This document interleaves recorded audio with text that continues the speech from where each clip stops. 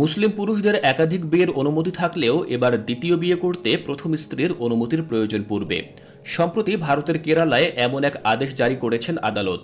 ভারতের দক্ষিণের রাজ্য কেরালায় কোনো মুসলিম পুরুষ তার প্রথম স্ত্রী জীবিত থাকা অবস্থায় দ্বিতীয় বিয়ে করলে তার সরাসরি নিবন্ধন বা নথিভুক্ত করা যাবে না বলে জানিয়েছেন কেরালার হাইকোর্ট। আদালত বলেছে, দ্বিতীয় বিয়ের ক্ষেত্রে অবশ্যই প্রথম স্ত্রীর মতামত নিতে হবে। কেরালার রাজধানীর বাসিন্দা মোহাম্মদ শরীফ এবং তার দ্বিতীয় স্ত্রীর একটি আবেদন বিবেচনার সময় আদালত এই পর্যবেক্ষণ দেন। তারা দ্বিতীয় বিয়ে নথিভুক্ত করার জন্য আদালতের নির্দেশনা চেয়েছিলেন।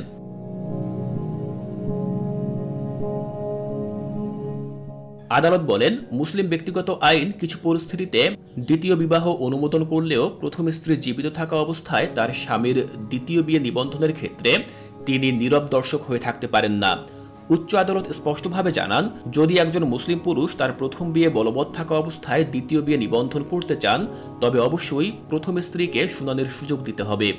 শুনানিতে আদালত নির্দেশ দেয়, যদি কোনো মুসলিম পুরুষ তার দ্বিতীয় বিবাহ নথিভুক্ত করতে চান, তাহলে তাকে অবশ্যই প্রথম স্ত্রীর মতামত নিতে হবে। এক্ষেত্রে প্রথম স্ত্রী যদি আপত্তি করেন এবং অভিযোগ করেন, তবে তার স্বামীর দ্বিতীয় বিয়ে বৈধ হবে না, আর তাই সেই বিয়ে নথিভুক্ত করা থেকে রেজিস্ট্রারকে বিরত থাকতে হবে।